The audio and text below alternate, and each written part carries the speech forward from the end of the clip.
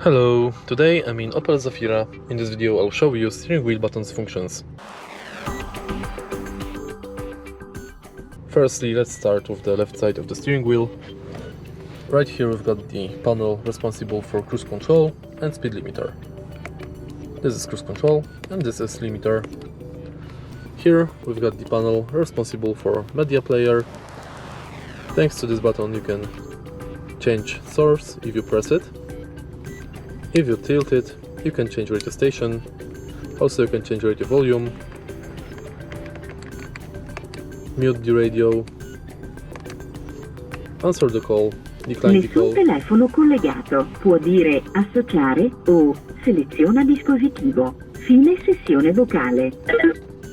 And in the end you can enable or disable voice assistant.